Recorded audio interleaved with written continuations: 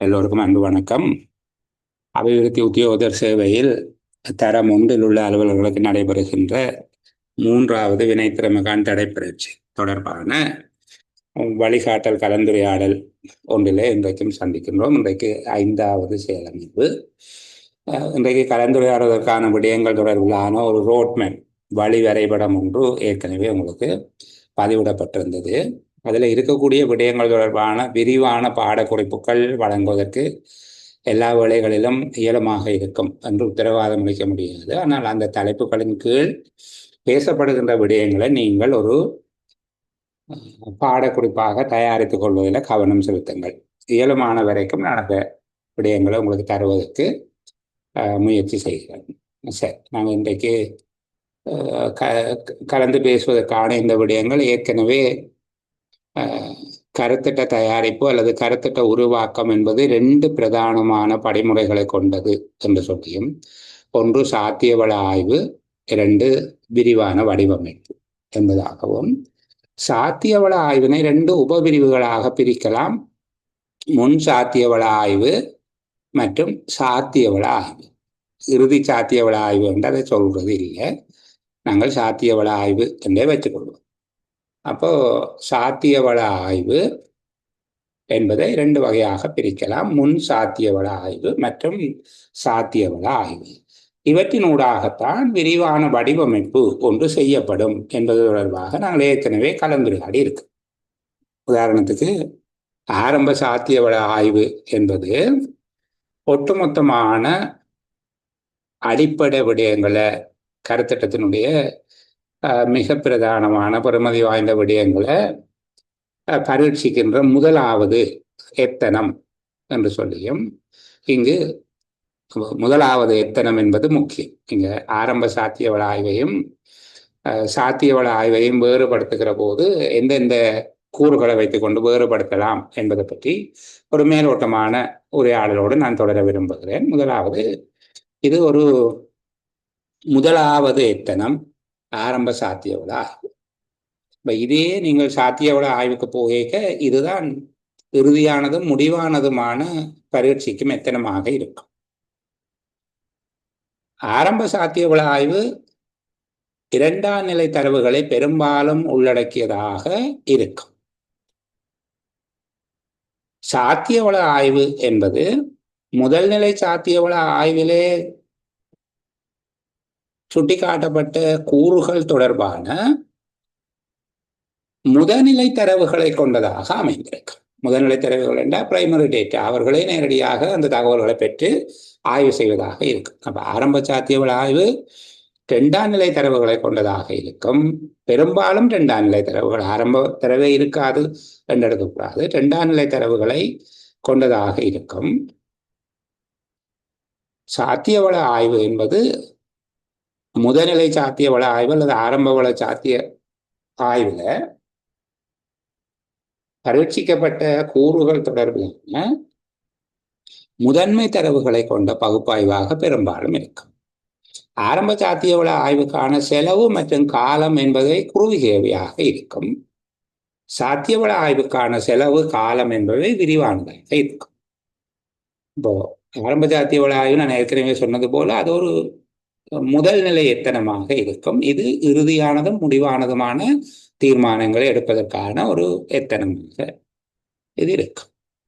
சரி, இப்போ இவ்வளவு விடயங்களை சொல்லிட்டு, மற்ற பொதுவாக இங்கு சந்தை, தொழில்நுட்பம், நிதி, பொருளாதாரம், சமூகம், சுற்றாடல், பால்நிலை மற்றும் நிலைவேறான தன்மை போன்ற பல்வேறு விதமான கூறுகள் தொடர்பில் இந்த ஆய்வுகள் நடைபெறும் என்கிற அளவில் நாங்கள் பேசி இந்த விடயங்களை நிறைவு செய்திருந்தோம். கடந்த செயலமர்வுகளில் கலந்து கொள்ளாதவர்கள் அந்த செயலமர்வினுடைய காணொளிகளை பார்ப்பதன் மூலமாக உங்களுக்குரிய இது தொடர்பான முன் அறிவினை பெற்றுக்கொள்ளக்கூடியதாக இருக்கும். அந்த விடயங்களிலே ஏற்கனவே நாங்கள் பல தடவைகள் கலந்துரையாடி இருக்கிறோம். தொடர்ச்சியாக சமூகம் அளிக்கிறவர்கள் சலிப்பினை உணரக்கூடாது என்கிற அடிப்படையில் நான் அந்த விடயங்களை அதற்கு முன்பாக பேசவில்லை. அப்போ சாத்தியவள ஆய்வு என்பது முன் சாத்தியவள ஆய்வு எனவும் சாத்தியவள ஆய்வு எனவும் 2ஆக, இவற்றினுடைய முடிவில் தான் விரிவான வடிவமைப்பு என்பது இதுல இன்னொரு விடயம் உங்களுக்கு சொல்லுகிறேன். ஆரம்ப சாத்தியவள ஆய்வு என்பது ஒரு மேலோட்டமான ஆய்வு, மேலோட்டமான தகவல்களின் அடிப்படையாக வைத்துக்கொண்டு ஒரு கருத்திட்டத்தின் பருமட்டான மதிப்பீடு அல்லது ஆரம்ப மதிப்பீடு, ஒரு ரஃப் எஸ்டிமேட் என்று வச்சுக்கொள்வோம். ஒரு ஆரம்ப மதிப்பீடு, ஒரு பருமட்டான மதிப்பீட்டை தயாரித்து நிதி வழங்குனர் மற்றும் இதற்கு அனுமதி அளிக்க வேண்டிய அரசாங்க தரப்பினர் என்று சொல்லுகிறது தேசிய திட்டமிடல் திணைக்களம் மற்றும் அபிவிருத்திக்கான செயலாளர் குழு ஆகியோரிடம் இது சமர்ப்பிக்கப்படும். இப்ப இது என்ன நோக்கம்? ஆரம்ப சாத்தியவள ஆய்வினுடைய நோக்கம் ஒரு கொள்கை அளவிலான உடன்பாட்டை பெறுவது, அனுமதியை பெறுவது. ஒரு கொள்கை அளவிலான உடன்பாடு, முழுமையான உடன்பாடு அல்ல, கொள்கை அளவில் சரி செய்யுங்க பாப்போம் என்று சொல்ற மாதிரியாக கொள்கை அளவிலான அங்கீகாரத்தை பெற்றுக்கொள்வது இதன் நோக்கமாக இருக்கும். இறுதி அங்கீகாரத்தை பெறுவதற்காக சாத்தியவள ஆய்வு செய்யப்பட வேண்டும். அப்ப ஆரம்ப சாத்தியவள ஆய்வை செய்து, ஆரம்ப சாத்தியவள ஆய்வு தொடர்பான படிவங்கள் இருக்குது, அந்த படிவத்தில் நிரப்பி அதனை தேசிய திட்டமிடல் திணைக்களத்துக்கும் அபிவிருத்திக்கான செயலாளர் குழுவுக்கும் இதை கையளிப்பார்கள். தேசிய திட்டமிடல் திணைக்களம் இது தொடர்பில் ஒரு எஸ்டிமேட், அதுவும் ஒரு ரஃப் எஸ்டிமேட் தான், ஒரு எஸ்டிமேட் ப்ரிப்பேர் பண்ணி தன்னுடைய ரெக்கமெண்டேஷனோட இதை கேபினெட்டுக்கு கொடுக்கும். அபிவிருத்தி செயலாளர் குழுவுக்கும் ஒரு கொப்பியை கொடுக்கும். அவர்கள் தங்களுடைய பரிந்துரைகள் கொடுப்பார்கள். இதை அடிப்படையாக வைத்துக் கொண்டுதான் உண்மையில் அமைச்சரவையின் ஒரு பூர்வாங்க அனுமதி ஒன்று பெற்றுக்கொள்ளப்படும். ஒரு ப்ரீ அப்ரூவல் ஒன்று எடுப்பாங்க. எடுத்ததுக்கு பிறகு சரி, அமைச்சரவை கொள்கை அளவில் இணங்கிட்டது, இனி என்ன செய்ய வேணும்? விரிவான ஆய்வு செய்யணும். முதல் செய்யப்பட்ட கூறுகள் தொடர்பில் மிகவும் விரிவான ஆய்வு கொண்டு செய்ய வேண்டும். அப்ப விரிவான ஆய்வு ஒன்று செய்கிறது தான் சாத்தியவள ஆய்வு. அப்ப இங்க நேரடியாக தகவல்கள் சேகரிக்கப்பட்டு இந்த கருத்திட்டத்தினுடைய வயபிலிட்டி, அதாவது அதனுடைய வாழ்தகவு அல்லது அதனுடைய ஒப்புதலும் தன்மை தொடர்பாக இறுதி தீர்மானம் எடுப்பதற்காக இது செய்யப்படும். அப்ப நான் உங்களுக்கு தொடக்கத்திலேயே அந்த விடயத்தை சொன்னதோட இதையும் சேர்த்துக் கொள்ளுங்க. ஆரம்ப சாத்தியவள ஆய்வினுடைய நோக்கம் இது ஒரு ஆரம்ப அங்கீகாரத்தை பெறுவதாக இருக்கும். ஒரு பரமட்டான அல்லது உத்தேச மதிப்பீடு ஒன்றை, இங்க இவாலுவேஷன் அல்ல எஸ்டிமேஷன், ஆரம்ப பரமட்டான மதிப்பீடு ஒன்றை தயாரிப்பதற்கான மூலங்களை இது பெற்றுக்கொள்ளுகிறது. இதன் மூலமாக ஆரம்ப சாத்தியவள ஆய்வு தகவல்களை உள்ளடக்கிய படிவத்தில் ஆரம்ப அங்கீகாரம் பெறப்படும். ஆரம்ப அங்கீகாரம் கிடைத்தால் அதற்கு பிறகுதான், ஆரம்ப அங்கீகாரம் கிடைக்க முன்னும் காசை செலவழித்து அதோட மெனக்கெட்டு வேலை, சரிதானே? அதனுடைய வயபிலிட்டி, அதனுடைய வாழ்தகவு அல்லது ஒப்பேறும் தன்மை தொடர்பாக மேலோட்டமாக பரீட்சித்து ஒப்பேறும் போல இருந்தால்தான் இது நடக்கும். இல்லாவிட்டால் அங்கால போகவே போகாது. அப்ப அது முடிஞ்ச பிறகு என்ன செய்வார்கள் என்றால் விரிவான ஆய்வு செய்வார்கள். இது இறுதியான தீர்மானம் எடுப்பதற்கு. இதுல பிழைச்சால் ஒட்டுமொத்தமா கருத்திட்டமே பிழைச்சு போயிடும். அப்ப இதுல மிக நுணுக்கமாக ஆராய்வார்கள். ஆனால் ஆராய்வதற்கான கூறுகள் இரண்டுமே ஒன்றுதான். ஆரம்ப சாத்தியவள ஆய்வில் எந்தெந்த எலிமெண்ட்ஸ் எல்லாம் அவர்கள் அங்க எக்ஸாமின் செய்வார்களோ அவ்வளவு கூறுகளையும் முழுமையான சாத்தியவள ஆய்விலையும் அவர்கள் பரீட்சிப்பார்கள். சரிதான். அப்ப அதே விதமாகத்தான் இங்கேயும் நடக்கும். ஆனா இது காலம் நீண்டதாக இருக்கும், ஆய்வு நீண்டதாக இருக்கும், தகவல்கள் முதல்நிலையானதாக இருக்கும். நான் திரும்ப திரும்ப இந்த ஆரம்ப சாத்தியவள ஆய்வு, விரிவான சாத்தியவள ஆய்வை பற்றி சொல்றது ஒரு மனை பரீட்சைக்காக மட்டுமில்லை, எங்களுக்கு ஒரு அது சம்பந்தமான புரிதல் வரும். சரி, அப்ப இந்த சாத்தியவள ஆய்வு ஒன்று செய்யப்படுகிற போது நான் ஏற்கனவே சொன்னது போல ஒரு 14 கூறுகள் தொடர்பில் ஆய்வு செய்யப்படும். நாங்கள் முதல் 2ஆம் செயலமர்வுள்ள கதைக்கிற போது கொஞ்சம் குறைஞ்சி பேசியிருப்போம். ஒரே விஷயத்தை ஒரே அடியாக அப்படியே திணிக்க இயலாது, அது சளைப்பை தரும், சில போல பயத்தை தரும், இது நமக்கு விளங்காது, நம்ம படிக்க இயலாது என்பது போல இருக்கும். இப்போ இந்த சாத்தியவள ஆய்வினுடைய வகைகள், எவ்வாறான சாத்தியவள ஆய்வுகள் மேற்கொள்ளப்பட வேண்டும் என்பது தொடர்பாக நாங்கள் இன்றைக்கு பார்க்க போவோம். அந்த அளவில் தான் நிறைவு செய்தது. இப்ப நான் பேசுகிற விடயங்கள் ஏற்கனவே கலந்துரையாடப்பட்ட விடயங்களாகத்தான் இருக்கு. இப்ப சாத்தியவள ஆய்வு தொடர்பாக எவ்வகையான தகவல்கள் வேண்டப்படுகிறது என்பதை பற்றி நான் சொல்லியிருக்கிறேன். என்ன இது தொடர்பாக பேசியிருக்கிறேன். அதே போல சாத்தியவள ஆய்வினுடைய பயன்கள் என்ன, சாத்தியவள ஆய்வினால கிடைக்கக்கூடிய பயன் என்ன, சாத்தியவள ஆய்வினுடைய நோக்கம் என்பதை பற்றியும் சொல்லியிருக்கிறேன். சாத்தியவள ஆய்வினுடைய நோக்கம் என்பது கருத்திட்டத்தினுடைய பங்காளர்கள் அல்லது கருத்திட்டத்தினுடைய உடைமையாளர்கள், கருத்திட்டத்தோடு தொடர்புடைய தரப்பினருக்கு கருத்திட்டத்தின் வயபிலிட்டி என்பது அதனுடைய வாழ்தகவு அல்லது ஒப்பேறும் தன்மை தொடர்பில் தீர்மானம் மேற்கொள்வதற்கான பரிந்துரைகளை வழங்குவது. சாத்தியவள ஆய்வின் நோக்கம் யாது என்று கேட்கப்பட்டால், சாத்தியவள ஆய்வு மேற்கொள்ளப்படுவதனுடைய நோக்கம் குறிப்பிட்ட கருத்திட்டத்தினுடைய வாழ்தகவு தொடர்பாக அல்லது ஒப்பேறும் தன்மை தொடர்பாக கருத்திட்ட பங்காளர்கள் கருத்திட்ட உடைமையாளர்களுக்கு தீர்மானம் எடுப்பதற்கு வேண்டிய பரிந்துரைகளை வழங்குவது. குறிப்பாக கருத்திட்டத்துக்கான வாழ்தகவு அல்லது ஒப்பேறும் வாய்ப்பு நிலை உள்ளது, ஆகவே கருத்திட்டத்தை செயற்படுத்துவதற்கு வேண்டிய நடவடிக்கைகளை தொடரலாம், அல்லது கருத்திட்டம் ஒப்பேறுவதற்கான வாய்ப்பு நிலை அற்றது, அதற்கான வாழ்தகவு இல்லை, ஆகையால் அதை கைவிடுவது உகந்தது, அல்லது கருத்திட்டத்தில் ஆராய்ச்சியாளர்கள் அல்லது ஆய்வாளர்கள் செய்கின்ற சிபார்சுகளை அவர்கள் செய்கின்ற சிபார்சுகளின் அடிப்படையில் மாற்றங்களை செய்தால் அது வாழ்தகவுடையதாக ஒப்பேறுந்தன்மையுடையதாக இருக்கும் என்கின்ற தகவலை அவர்களுக்கு அறிவிப்பதுதான் சாத்தியவள ஆய்வினுடைய நோக்கமாக இருக்கும். சரி, இப்ப நாங்கள் தொடர்ச்சியாக சாத்தியவள ஆய்வினுடைய கூறுகள் தொடர்பாக நாங்கள் பார்ப்போம். சரிதானே?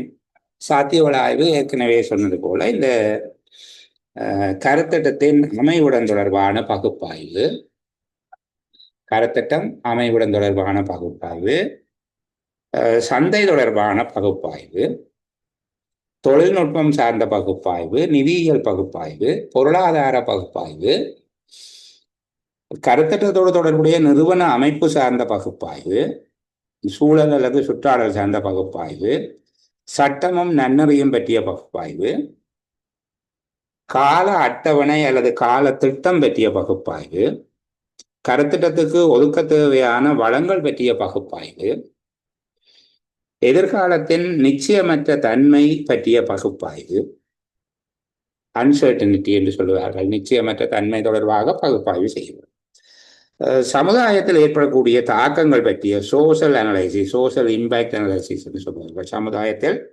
ஏற்படக்கூடிய தாக்கங்கள் பற்றிய பகுப்பாய்வு, பால்நிலை பற்றிய பகுப்பாய்வு, ஜெண்டர் அனலைசிஸ், பண்பாடு சார்ந்த தாக்கங்கள் பற்றிய பகுப்பாய்வு, கல்ச்சரல் இம்பேக்ட் அனலைசிஸ், இப்படியான பகுப்பாய்வுகள் செய்யப்பட வேண்டும் என்று சொல்லி பார்த்தேன்.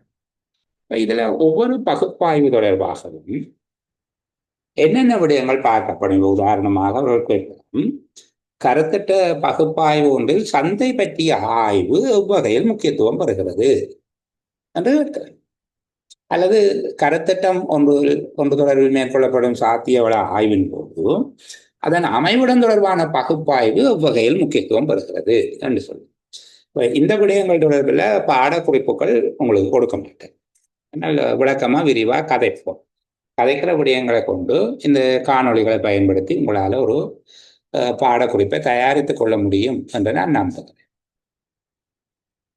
இதில் ஒரு விடயமாக நாங்கள் இன்றைக்கு கலந்துரையாடலாம். அதன் பின்பாக விரிவான வடிவமைப்பு தொடர்பில் நேரம் கிடைத்தால் நாங்கள் தொடர்ந்து பேச முடியும். இன்றைக்கு இந்த 12 விதமான முக்கியமான பகுப்பாய்வுகளை நிறைவு செய்வது எங்களுடைய நேரத்தின் இலக்காக இருக்கும். அவற்றை நிறைவு செய்வதாவது நாங்கள் செய்ய வேண்டியதாக இருக்கும் குறைந்தபட்சம். கருத்திடத்தின் அமைவுடன் தொடர்பான பகுப்பாய்வு முதலாவது விடயம். சாத்தியவள ஆய்வில் கருத்திட்டத்தின் அமைவுடன் பற்றிய பகுப்பாய்வு எவ்வகையில் முக்கியத்துவம் பெறுகிறது. கருத்திட்டம் ஒன்று வெற்றிகரமானதாக அமைவதற்கு அதன் அமைவிடம் மிக முக்கியமானதாகும். கருத்திட்டம் அமைவதற்கு உகந்த இடங்களை இனங்கண்டு அவற்றில் எது பொருத்தமான இடம் என்பதை தெரிவு செய்வது கருத்திட்ட அமைவுடன் தொடர்பான பகுப்பாய்வின் நோக்கமாக இருக்கும். பொருட்கள் சேவைகளை உற்பத்தி செய்தல் மற்றும் அவற்றை சந்தைப்படுத்துகின்ற கருத்திட்டத்தின் அமைவிடத்தை தெரிவு செய்கின்ற போது ஆய்வாளர்கள் பல விடயங்களை கவனத்தில் கொள்கிறார்கள். கருத்திட்டத்தின் அமைவிடம் என்பது குறிப்பாக பொருட்கள் மற்றும் சேவைகளை வழங்குகின்ற கருத்திட்டம் ஒன்றாக இருந்தால் அதன் அமைவிடம் தொடர்பாக பல்வேறு விடயங்கள் கருத்தில் கொள்ளப்பட வேண்டும். ஒரு விடயத்தை பார்த்துக்கொள்ளுங்க. இங்க ஒரு கருத்திட்டத்தின் அமைவிடம் என்பதும் அல்லது ஒரு நிறுவனம் அல்லது ஒரு அலுவலகத்தினுடைய அமைவிடம், ஒரு உற்பத்தி நிறுவனம் ஒன்றினுடைய அமைவிடத்தை தீர்மானிக்கும் போது கருத்தில் கொள்ள வேண்டிய காரணிகள் என்று கேட்கப்பட்டாலும் இதே விஷயத்தை தான் வேறு விதமாக கேட்கிறார் என்கிற முடிவுக்கு நீங்கள் வர வேண்டும். ஒரு கருத்திட்டத்தின் உற்பத்தி அல்லது பொருட்கள் சேவைகளினுடைய உற்பத்தியோடு தொடர்புடைய கருத்திட்டம் என்று கேட்கப்பட்டாலும் ஒரு நிறுவனத்தினுடைய அமைவிடம் என்று கேட்கப்பட்டாலும் ஒரே விடயம்தான். இப்ப விளங்குது தானே? பொருட்கள் சேவைகளை உற்பத்தி செய்கின்ற கருத்திட்டம் ஒன்றின் அமைவிடம் என்பதும் ஒரு வர்த்தக நிறுவனத்தின் அமைவிடம் என்பதும் இங்க ஒரே விடயம். ஆனால் எங்களுடைய திட்டமிடல் மொழியில பேசினால் பொருட்கள் சேவைகளை உற்பத்தி செய்கின்ற கருத்திட்டத்தின் அமைவிடம். சாதாரணமான வணிக மொழியில் பேசினால் அது ஒரு நிறுவனத்தின் அமைவிடம் என்று சொல்லுவோம். நம்ம நாங்கள் இங்க பொருட்கள் சேவைகளை உற்பத்தி செய்து சந்தைப்படுத்துகின்ற கருத்திட்டத்தின் அமைவிடம் தொடர்பாக கருத்தில் கொள்ளப்பட வேண்டிய விடயங்கள் என்பதாகவே இந்த தலைப்பை வச்சுக்கொண்டு பார்ப்போம். இப்போ உங்களுக்கு சாதாரணமாக இந்த ரெண்டு விடயத்தையும் ஒரு மேலோட்டமான வணிக எண்ணக்கருவின் அடிப்படையில் எப்படி பேச வேண்டும், வணிகத்தில் ஆழமாக கருத்திட்ட முகாமைத்துவம் என்கிற அடிப்படையில் வருகிற போது எப்படி பேச வேண்டும் என்கிற அந்த பேசுகின்ற துறை சார்ந்த மொழி மாறுமே தவிர, அந்த டிசிப்ளின் லாங்குவேஜ் அது வேறுபடுமே தவிர மற்றபடி விடயம் ஒன்றாகத்தான் இருக்கு. நம்ம நாங்கள் பார்ப்போம், ஒரு பொருளை உற்பத்தி செய்து அல்ல சேவையை உற்பத்தி செய்து சந்தைப்படுத்தக்கூடிய கருத்திட்டம் ஒன்று அமைக்கப்படுகின்ற இடம் தொடர்பில் ஆராயப்பட வேண்டிய விடயங்கள் அவை. உற்பத்திக்கு தேவையான மின்சாரம், நீர், தொலைத்தொடர்பு வசதி, போக்குவரத்து வசதி மற்றும் சக்தி வலுக்கள், அதாவது எரிபொருள் போன்றவை சுற்றுச்சூழலில் எளிதாக கிடைக்கும் தன்மை. உற்பத்திக்கு தேவையான மின்சாரம், நீர், தொழில்நுட்ப தொடர்பாடல் வசதிகள், போக்குவரத்து வசதிகள் மற்றும் எரிபொருள் வசதிகள் போன்ற சக்தி வளங்கள் போன்றவை இலகுவாக கிடைக்கும் தன்மை. உற்பத்திக்கு தேவையான மூலப்பொருட்களை தேவைக்கு ஏற்ற வகையில் இலகுவாக குறைந்த செலவில் சுற்றுச்சூழலில் பெற்றுக்கொள்ளக்கூடிய வாய்ப்பு காணப்படுகிறதா? உற்பத்தி செய்யப்படும் பொருட்களை சந்தைக்கு எடுத்து செல்லக்கூடிய போக்குவரத்து வலையமைப்பு, அதாவது வீதி போக்குவரத்து, புகையிரத போக்குவரத்து, நீர் போக்குவரத்து, விமான சேவை போன்ற பல்வேறு விதமான போக்குவரத்து வலையமைப்பு காணப்படுகிறதா? உற்பத்தி செய்யப்படுகின்ற பொருட்களை சந்தைப்படுத்த எடுத்து செல்லத்தக்க வகையில் பொருத்தமான போக்குவரத்து வலையமைப்பு, வெவ்வேறு வகையான போக்குவரத்து முறைகள் காணப்படுகிறதா? கருத்திட்டத்துக்கு வேண்டிய ஊழிய வளத்தினை, குறிப்பாக தொழிலாளர்களை தேவைக்கேற்ற அளவில் இலகுவாகவும் குறைந்த செலவிலும் பெற்றுக்கொள்ளக்கூடிய வாய்ப்பு, அதாவது தொழிற்படையின் கிடைப்பனவு இப்பிரதேசத்தில் காணப்படுகிறதா? எதிர்பாராத இயற்கை அனர்த்தங்கள் போன்றவை ஏற்படாதிருக்கத்தக்க புவியியல் அமைவிடம் காணப்படுகிறதா? இயற்கை அனர்த்தங்களிலிருந்து பாதுகாப்பு பெறுவதற்கு சாத்தியமான பிரதேசமாக காணப்படுகிறதா? கருத்திட்டம் எதிர்காலத்தில் விரிவடையும் போது அதற்கு ஏற்ற விதமான இடவசதி அல்லது நில வசதியினை பெற்றுக்கொள்ளக்கூடியதாக இருக்கின்றதா? அருகில் சத்தம், இரைச்சல், கழிவகற்றல், கழிவுகளை கொட்டுதல், சதுப்பு நிலங்கள் போன்றவை காணப்படுதல் போன்ற அசௌகரியம் தரக்கூடிய பௌதீக சூழல் அமைந்திருக்கிறதா போன்ற பல்வேறுபட்ட விடயங்களை கருத்தில் கொண்டு கருத்திட்டத்தின் இட அமைவு தெரிவு செய்யப்படுதல் வேண்டும். குறிப்பாக சமூக நலத்திட்டங்களினுடைய இட அமைவு தீர்மானிக்கப்படுகிற போது மேற்குறிப்பிட்ட காரணிகளோடு பயன்பெறுகின்ற மக்கள் இலகுவாக அணுகக்கூடியதாக அந்த பிரதேசம் காணப்படுகிறதா? அந்த மக்களுக்கு சேவையை பெறுவதற்கு இலகுவாக அணுகத்தக்கதாக அப்பிரதேசம் காணப்படுகிறதா? அவர்களுக்கான போக்குவரத்து வசதி, வாகன தரிப்பிடம், சிற்றுண்டி வசதி போன்ற பல்வேறு விதமான வசதிகளை கொண்டதாக இலகுவாக அணுகுவதற்கான குறைந்த பயண செலவு கொண்டதாக அசௌகரியமானதாக இல்லாமல் அந்த இடம் காணப்படுகிறதா என்பது தொடர்பாக பார்க்க. தொடர்ந்து சேவையை பெறுவதற்கான விருப்பினை தூண்டுவதாக அமைவிடம் அமைய வேண்டும். உங்க போய் யார் இதை எடுத்துக்கொள்றது என்று யோசித்து சனம் வராமல் விடக்கூடாது. இப்போ சேவை வழங்கும் கருத்திட்டம் ஒன்றாக இருந்தால் சேவை பெறும் விருப்பினை தூண்டுகின்ற வகையில் அந்த கருத்திட்டத்தினுடைய அமைவிடம் காணப்பட வேண்டும். அவர்களுடைய தொழில் மற்றும் வதிவிடம் என்பவற்றுக்கு அண்மித்ததாக இருக்க வேண்டும். உதாரணமாக சில வகை சமூக பிரிவினருக்கான கருத்திட்டங்கள் வீட்டு திட்டம் ஒன்று அமைக்கப்படுகிறதாக இருந்தால் அது அவர்கள் தொழில் செய்கிறதுக்கு அண்மையிலே இருக்கும்.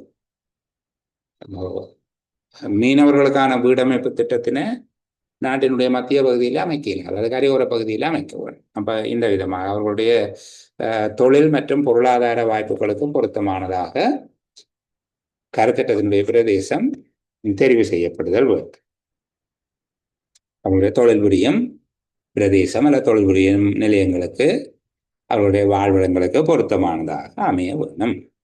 இந்த விதமாக கருத்திட்டத்தினுடைய அமைவிடம் சார்ந்த பகுப்பாய்வு என்று கேட்கப்பட்டால் அமைவிட பகுப்பாய்வில் கருத்தில் கொள்ளப்படுகிற காரணிகளை இந்த கருத்திட்ட அமைவிட பகுப்பாய்வின் மூலமாக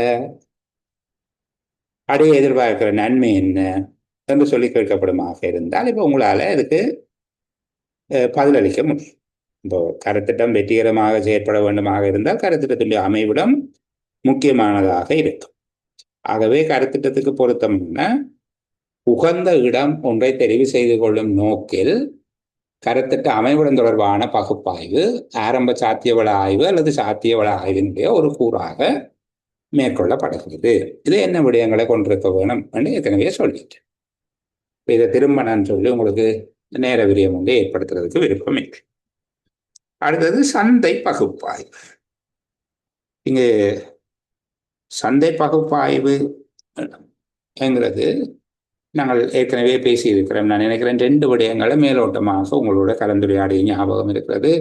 ஒன்று சந்தை பற்றிய பகுப்பாய்வு, 2வது தொழில்நுட்பம் பற்றிய பகுப்பாய்வு. இந்த 2 விடயங்களையும் கொஞ்சம் முக்கியத்துவம் கொடுத்து பேசியிருக்கிறார்கள். ஆனால் இதுதான் என்று முக்கியத்துவப்படுத்த முடியாது. ஆகவே நாங்கள் இருக்கக்கூடிய அனைத்து விடயங்களையும் பேசுவோம் என்கிற அடிப்படையில் சந்தை தொடர்பாக திரும்பவும் ஒரு விடயத்தை பேசுகிறேன். அப்ப கருத்திட்டத்தினுடைய உற்பத்தி அல்லது கருத்திட்டத்தின் வெளியீடு. கருத்திட்டத்தின் வெளியீடு என்பது பொருட்கள் சேவைகளை உற்பத்தி செய்து விற்பனை செய்வதாக இருக்கலாம், அல்லது மக்களுக்கு சேவைகளை வழங்குவதாக இருக்கலாம்.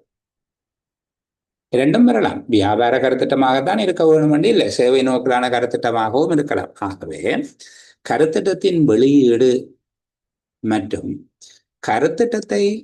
கருத்திட்டத்தின் வெளியீட்டினை நாடுகின்ற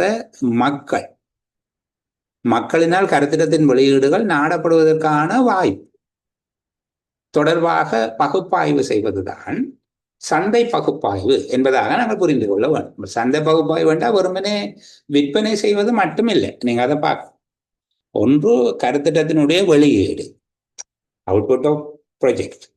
2வது வெளியீட்டுக்கான கேள்வி அல்லது மக்களினுடைய நாடுகை. மக்கள் அந்த கருத்திட்டத்தை எவ்வளவு விரும்புகிறார்கள், எவ்வளவு நாடி நிற்கிறார்கள், அவர்களுடைய டிமாண்ட் ஆஃப் பீப்புள், அந்த மக்களினுடைய வேண்டுதல், அவர்களுடைய நாடி நிற்கும் தன்மை, அவர்களுடைய எதிர்பார்ப்பு. அப்ப இந்த விடயங்களை தொடர்படுத்தி பார்க்கிறது இந்த கருத்திட்டத்தினுடைய வெளியீடு. அது பொருட்கள் சேவைகளினுடைய உற்பத்தி மற்றும் விற்பனையாக இருக்கலாம், அல்லது பொதுமக்களுக்கு நன்மை அளிக்கின்ற நலச்சேவை திட்டங்களாக இருக்கலாம். எதுவாக இருந்தாலும், இப்போ மிகவும் நல்ல தண்ணீர் இருக்கிற ஒரு பிரதேசத்துல, மிக குறைந்த ஆழத்துல நல்ல தண்ணீர் இருக்கிற பிரதேசத்துல எல்லா வீடுகளிலும் கிணறுகள் அமைக்கப்பட்டிருக்கிற ஒரு இடத்துல போய் நாங்கள் குடிநீர் வழங்குகிற கருத்திட்டம் ஒன்றை செய்ய தேவையில்லை. இப்ப இது விற்பனைக்கானதல்ல, இலவசமான குடிநீர் வழங்கல் கருத்திட்டமாக இருந்தால் கூட இது பயனளிக்க போவது இல்லை. சரிதான். அந்த இலக்கியத்தில் சொல்லுவார்கள் கொல்லன் தெருவில் ஊசி விற்பது என்று சொல்லி, அந்த மாதிரியான கருத்திட்டமாக இருக்கிறார். இப்ப ஒரு உவர் நீர் உள்ள அல்லது மிக ஆழமான கிணறுகளில் இருந்து சொற்ப அளவிலான நீர் பெற்றுக்கொள்ளக்கூடிய, கோடை காலங்களில் நீரே கிடைப்பது மிக அரிதாக உள்ளக்கூடிய ஒரு பிரதேசத்துல குடிநீர் வழங்கலுக்கான கருத்திட்டம் என்பது மிக பெருமதியானதாக இருக்கும். அப்ப இந்த சந்தை வாய்ப்பு தொடர்பான பகுப்பாய்வு வேண்டாம் வெறுமனே விற்பனையோடு சம்பந்தப்பட்டதாக நினைக்கக்கூடாது. இங்க நாங்கள் பார்க்கிறது demand of output from people. அந்த மக்களிடமிருந்து வரக்கூடிய கருத்திட்டத்தின் வெளியீடுகளுக்கான நாடுகை அல்லது கேள்வி. இரண்டாவது, கருத்திட்டத்தினால வெளியிடப்படுகின்ற வெளியீடுகள் என்பவற்றை தொடர்புபடுத்தி மேற்கொள்ளப்படுகிற ஒரு ஆய்வு தான் சந்தை பகுப்பாய்வு. இப்போ கருத்திட்டத்தினுடைய வெளியீடுகள் அங்கு உற்பத்தி செய்து விநியோகம் செய்யப்பட இருக்கின்ற பொருட்கள், சேவைகள் அல்லது சமூக நல சேவைகள் என்பவை தொடர்பில் அதனை விநியோகிக்க எதிர்பார்க்கின்ற, அதன் மூலம் பயன்பெற எதிர்பார்க்கின்ற மக்களிடம் காணப்படுகின்ற அதற்கான கேள்வி மற்றும் தேவை என்பவற்றை தொடர்புபடுத்தி பகுப்பாய்வு செய்கின்ற ஒரு சாத்தியவள ஆய்வின் கூறாக சந்தை பகுப்பாய்வு என்பது இருக்கும். பிரதானமாக சந்தை பகுப்பாய்வு என்பது பெரும்பாலும் உற்பத்தி கருத்திட்டங்களை, பொருட்கள் சேவைகளை உற்பத்தி செய்து சந்தைப்படுத்தும் கருத்திட்டங்களை அடிப்படையாக கொண்டே பிரதானமாக பேசப்படுகிறது. பொருட்கள் சேவைகளை உற்பத்தி செய்து சந்தைப்படுத்தும் கருத்திட்டம் ஒன்றில் பகுப்பாய்வு செய்யப்படுகின்ற போது பிரதானமாக இங்கு சந்தையினுடைய பரப்பளவு, அதாவது பயன்பெற எதிர்பார்க்கப்படுகின்ற பொருட்கள் சேவைகளை நாடி நிற்கின்ற மக்களினுடைய அளவு, சந்தையின் வளர்ச்சி போக்கு, இந்த எண்ணிக்கை தொடர்ச்சியாக அதிகரித்து செல்லுமா குறைவடைந்து செல்லுமா என்கிற விடயம். சந்தையில் தற்போது மக்களுக்கு எவ்வளவு பொருட்களுக்கான மட்டுப்பாடு காணப்படுகிறது, சந்தையில் திருப்தி செய்யப்படாத கேள்வியின் அளவு. ஏற்கனவே இந்த பொருள்ல ஏதோ ஒரு பகுதி கிடைச்சு கொண்டுதான் இருக்கும். அந்த பொருளையே தெரியாத ஆக்கள்கிட்ட கொண்டு போய் நாங்கள் செய்ய போறது இல்லை. ஆகவே அங்க சந்தையில் திருப்தி செய்யப்படாத கேள்வியினுடைய அளவு, உற்பத்தி செய்யப்பட இருக்கின்ற அல்லது வெளியீடு செய்யப்பட இருக்கின்ற பொருட்கள் சேவைகளின் சாத்தியமான சந்தை பங்கு. ஒட்டுமொத்தமாக அந்த பிரதேசத்துல ஒரு 5000 பொருட்கள் தேவைப்படுகிறது மாதம் என்று வச்சுக்கொண்டா, நீங்கள் எவ்வளவு கொடுக்க போறீங்க? இந்த ப்ரொஜெக்டுக்கால எவ்வளவு கொடுக்க போறீங்க? நீங்கள் 2500 கொடுக்க போறீங்கன்னா சந்தை பங்குல உங்களோட 50% இருக்க போகுது. அப்ப உற்பத்தி செய்யப்பட இருக்கின்ற உத்தேச வெளியீடுகள் சந்தை பங்கு. அந்த சந்தை பங்கினை எவ்வாறு தக்க வைப்பது? 50% என்றால் தொடர்ச்சியாக நீங்கள் 50% எப்படி கொடுத்து கொண்டு போயிருங்கள்? மக்கள் உங்களை விட்டு வேறு எங்காவது போயிடுவாங்களா? உற்பத்திக்கு தேவையான உள்ளீடுகள், வலுப்பொருட்கள், தொழிலாளர், ஏனையவை கிடைக்குமா என்பது பற்றி அதற்கான சாத்தியத்தன்மை. நீங்கள் உங்களுடைய மார்க்கெட்டிங் வே என்ன, எந்த விதமாக சந்தைப்படுத்த போறீங்க, சரிதானே? இது தொடர்பான உங்களோட கொமர்ஷியல் ஸ்ட்ராட்டஜி எதுவும் இருக்கா? வணிக வர்த்தக தந்திரோபாயங்கள் ஏதாவது இருக்கிறதா என்பது தொடர்பாக ஆய்வு செய்வதுதான் ஒரு சந்தை பகுப்பாய்வாக இருக்கும். இங்கு சந்தை பகுப்பாய்வு என்கிறது மிக விரிவாக நாங்கள் பேசக்கூடியது. நான் அதிகம் நேரம் செலவு செய்யாம ஓரளவு சுருக்கமாக சொல்லிக் கொண்டு வருது. சந்தை பற்றிய பகுப்பாய்வினுடைய பிரிவுகளாக உத்தேச கேள்வியினுடைய அடிப்படையில உற்பத்தி அளவை நிர்ணயிப்பது, எதிர்பார்க்கப்படுகிற கேள்வி எவ்வளவு மக்கள் எதிர்பார்க்கிறார்கள் என்று நாங்கள் கருதுகிறோமோ அதற்கு ஏற்றபடியாக அந்த உற்பத்தி அளவை நிர்ணயிக்கின்ற ஒரு பகுப்பாய்வு. உள்ளீடுகள் பெற்றுக்கொள்வதற்கான பகுப்பாய்வு, எங்களுக்கு தேவையான உள்ளீடுகள் போதுமான அளவு கிடைக்குமா, நாங்கள் எதிர்பார்க்கிற அளவு, அது தொடர்பான பகுப்பாய்வு. நாங்கள் உற்பத்தி செய்கின்ற பொருட்களுக்கான அல்லது வெளியீடு செய்கின்ற வெளியீடுகளுக்கான சந்தையில் காணப்படுகிற போட்டி பண்டங்கள் மற்றும் அந்த நிறுவனங்களுடைய பலம் பலவீனம், அவர்களுடைய விலை போன்ற பகுப்பாய்வுகள். இங்கு போட்டி பண்டங்கள் என்று சொல்வது ஏறத்தாழ ஒத்த தன்மை கொண்டவையாக இருக்கும். இப்போ அங்கர் அல்லது லக்ஸ்பிரே என்றால் அதுக்கு பதிலாக அங்கர், இந்த மாதிரியாக இந்த போட்டி பொருட்கள். இது தவிர பிரதியீட்டு பொருட்கள், பிரதியீட்டு பொருட்கள் என்பது போட்டி பொருட்கள்ல இருந்து கொஞ்சம் வேறுபட்டதாக இருக்கும். உதாரணத்துக்கு இப்போ சீனிக்கு சர்க்கரை என்ற மாதிரி, அரிசி மாவுக்கு கோதுமை மா, இந்த மாதிரியாக அந்த பதிலீட்டு பண்டங்கள். அந்த பிரதேசத்தில் இருக்கக்கூடிய சனத்தொகை மற்றும் அதனுடைய வளர்ச்சி போக்கு, மக்கள் தொடர்ச்சியாக அங்கே குடியேறுகிறோமா அல்லது எல்லாரும் காணியை விட்டு போட்டு வெளிநாட்டுக்கு போய் கொண்டிருக்கிறாங்களா, இந்த மாதிரியான விடயம் போன்ற விடயங்களை உள்ளடக்கியதாக. அப்போ சந்தை பகுப்பாய்வினுடைய உட்பிரிவுகள் என்று பார்க்கிற போது உத்தேச கேள்வி அளவை நிர்ணயிக்கின்ற பகுப்பாய்வு, உள்ளீடுகளின் கிடைப்பனவு பற்றிய பகுப்பாய்வு, உற்பத்தி செய்யப்படுகிற பண்டங்கள் சேவைகளுக்கான சந்தையில் காணப்படும் போட்டி பொருட்கள் தொடர்பான, போட்டி நிறுவனங்கள் தொடர்பான பகுப்பாய்வு, பிரதியீட்டு பொருட்கள் தொடர்பான பகுப்பாய்வு, குறித்த பொருளை நுகர்வு செய்கின்ற குடித்தொகை அதன் வளர்ச்சி போக்கு தொடர்பான பகுப்பாய்வு, பாவனையாளர்களிடமிருந்து குறித்த பொருளை நாடி நிற்பது தொடர்பில் அவர்களுடைய கருத்துக்கள் பெற்றுக்கொள்ளப்பட்டு அது பகுப்பாய்வு செய்தல் போன்ற விடயங்களை உள்ளடக்கியதாக சந்தை பகுப்பாய்வு என்பது இருக்கு. இந்த சொல்லப்பட்ட 6 விதமான பகுப்பாய்வையுமே இன்னும் விளக்கமாக நாங்கள் சொல்லிக்கொண்டு போகலாம். ஆனால் நாங்கள் அவசியம் இல்லை, அதை தவிர்த்துக் கொள்வோம். இப்போ போட்டி பண்டங்கள் தொடர்பாக, பதிலீட்டு பண்டங்கள் தொடர்பாக வேற விளக்கணம் சொல்லி அந்த விடயங்கள் பற்றி பார்க்கவும். அடுத்தது மூன்றாவதாக நாங்கள் பேசி இருக்கிறத பார்த்தீங்கன்னா தொழில்நுட்ப பகுப்பாய்வு. சாத்தியவள ஆய்வினுடைய கூறு ஒன்றாக தொழில்நுட்ப பகுப்பாய்வு. தொழில்நுட்ப பகுப்பாய்வு என்று சொல்லுகிறது நாங்கள் குறித்த கருத்திட்டத்துக்கு பயன்படுத்துவதற்கு உத்தேசித்துள்ள பல்வேறு தொழில்நுட்பங்களுக்கு இடையில தெரிவு செய்யப்பட்ட இருக்கக்கூடிய பல்வேறு தொழில்நுட்பங்களை ஆய்வு செய்யப்பட்டு நிச்சயமாக அவற்றில சிறந்தது என்று கருதக்கூடியது அல்லது ஆப்டிமம் பெனிஃபிட்ஸ், ஒரு உத்தம அளவிலான பயனை தரக்கூடியது என்று கருதக்கூடிய ஒரு தொழில்நுட்பத்தை தான் நாங்கள் இதற்கு தெரிவு செய்திருக்கோம். அவ்வாறு தெரிவு செய்யப்பட்ட தொழில்நுட்பத்தினுடைய பலம் பலவீனம் தொடர்பாக ஆராயப்பட்டு அது தொடர்பில் தீர்மானம் எடுப்பதற்காக தெரிவு செய்யப்பட்ட அல்லது உத்தேசிக்கப்பட்ட, தெரிவு என்றது இன்னும் முடியல தானே, உத்தேசிக்கப்பட்ட தொழில்நுட்பம் தொடர்பாக ஆராயப்பட்டு அது தொடர்பில் இறுதி தீர்மானம் எடுப்பதற்கு அத்தொழில்நுட்பத்தினுடைய பலம் மற்றும் பலவீனம் தொடர்பாக மேற்கொள்ளப்படுகின்ற ஒரு ஆராய்வு தான் தொழில்நுட்பம் சார்ந்த பகுப்பாய்வு என்று நாங்கள் சொல்லலாம். இங்கு உற்பத்தியினுடைய அளவு தீர்மானிக்கப்படுகிறது. தீர்மானிக்கப்பட்ட உடனே உற்பத்திக்கு தேவையான தொழில்நுட்பம், உற்பத்தி சாதனங்கள் இனங்காணப்படுகிறது. இப்படி இனங்காணப்பட்ட தொழில்நுட்பம் மற்றும் உற்பத்தி சாதனங்களின் பட்டியலில் அவற்றின் சிறப்பியல்பு, அவற்றுக்கு ஏற்படக்கூடிய செலவு, அது தெரிவு செய்யப்பட்ட முறை, அவற்றை கொள்வனவு செய்வதற்கான முறை, ஒவ்வொரு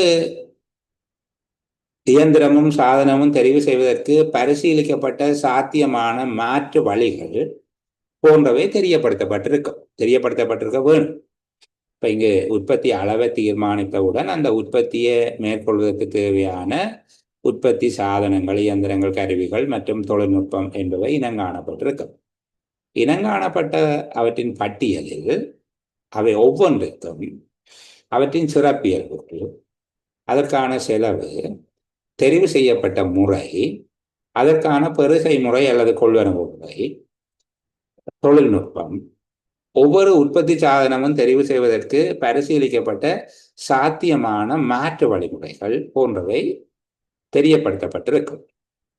தொழில்நுட்ப பகுப்பாய்வு என்பது மேலே கூறப்பட்ட விடயங்கள் தொடர்பாக அனைத்தையும் பகுப்பாய்வு செய்து தெரிவு செய்யப்பட்ட தொழில்நுட்பமும் உற்பத்தி சாதனங்களும் கருத்திட்டத்தின் குறிக்கோளை அடைவதற்கு பொருத்தமானவையா, உத்தம அளவிலான பயனளிக்கக்கூடியவையா, செலவு நியாயமானதா, அதனுடைய வாழ்தகவு எவ்வளவு காலத்துக்கு நீடித்துழைக்கும் அல்லது எவ்வளவு காலத்தில் அது வழக்கற்று போகும் என்பவை தொடர்பாக தீர்மானம் எடுப்பதற்கான ஒரு ஆய்வாக தொழில்நுட்பம் சார்ந்த பகுப்பாய்வு அமைந்திருக்கிறது.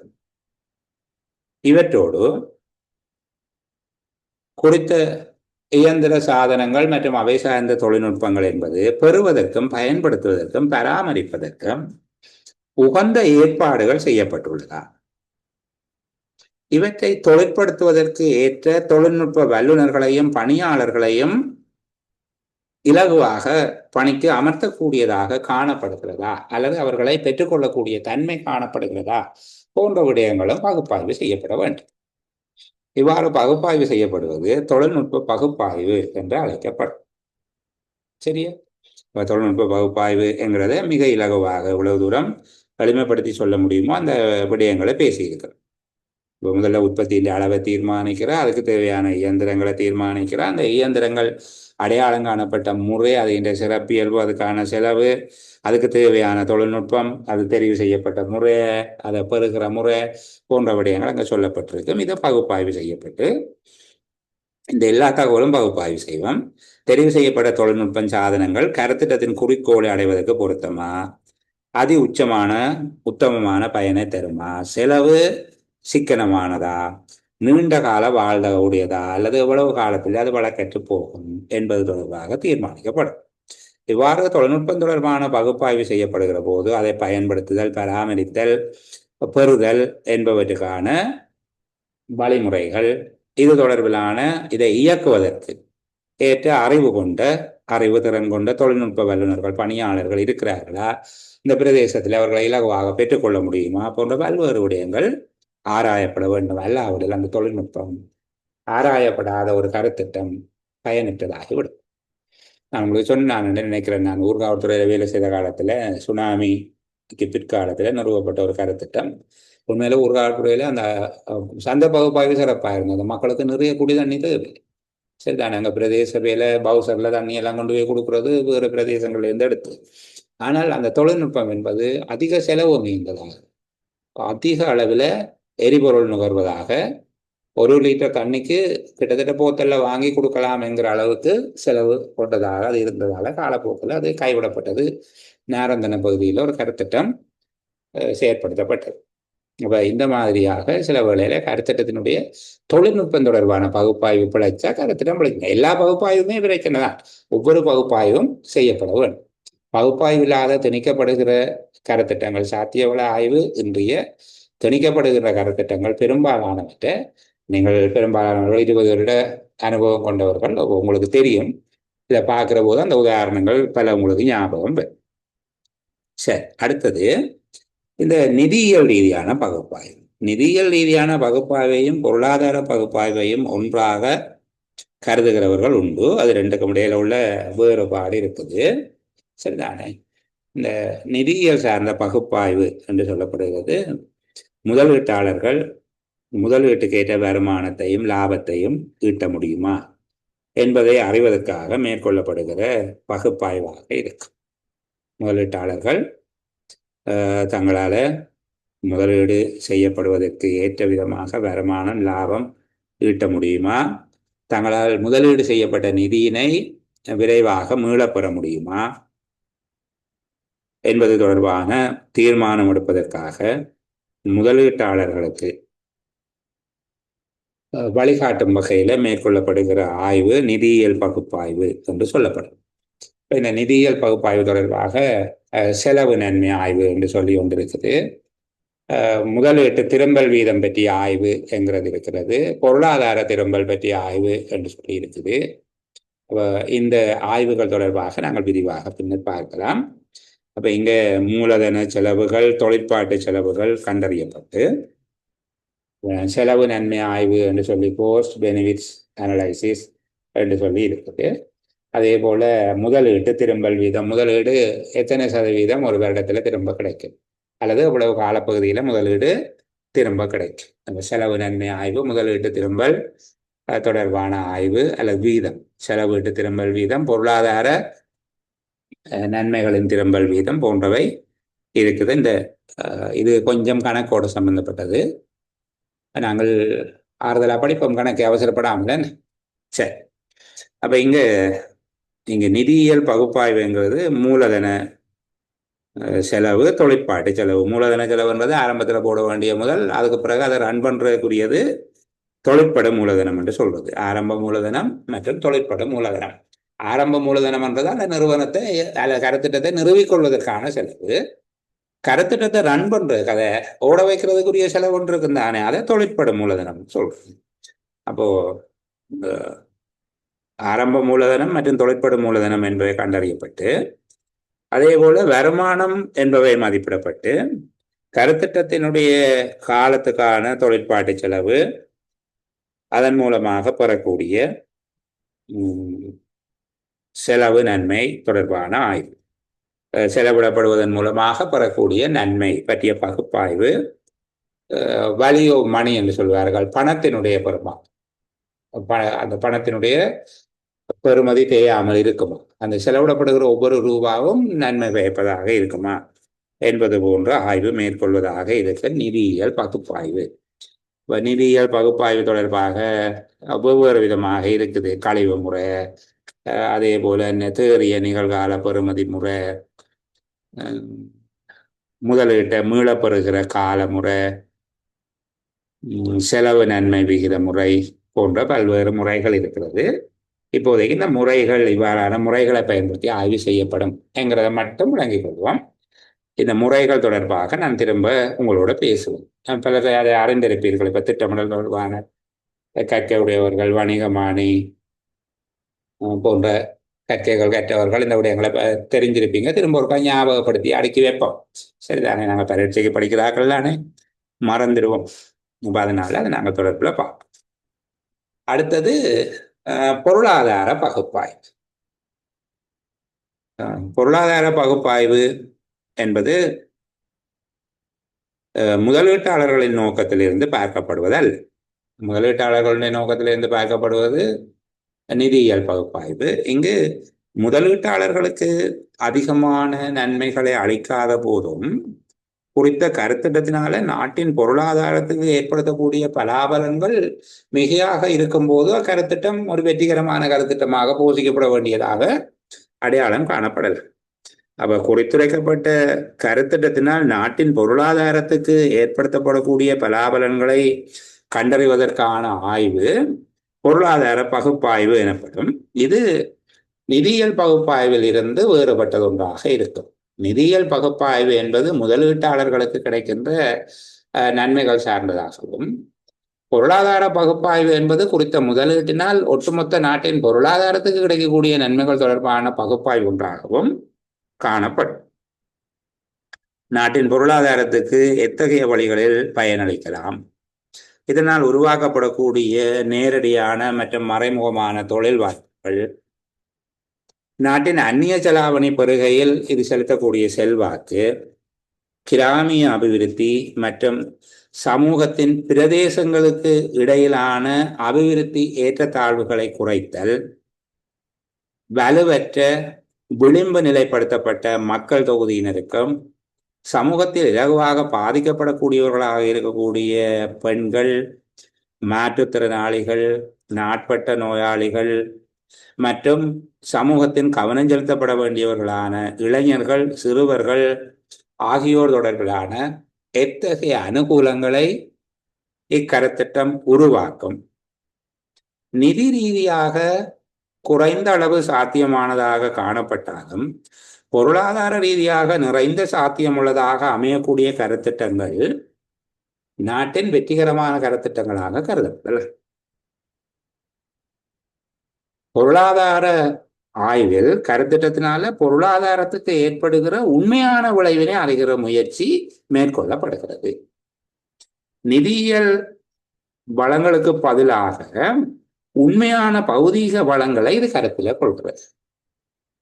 இங்கே பொருளாதார ஆய்வுக்கும் நிதியியல் ஆய்வுக்கும் இடையில் இருக்கக்கூடிய வேறுபாடு கேட்கக்கூடிய அளவுக்கு கடுமையான ஒரு பரீட்சையாக நாங்கள் அதை எதிர்பார்க்க தேவையில்லை.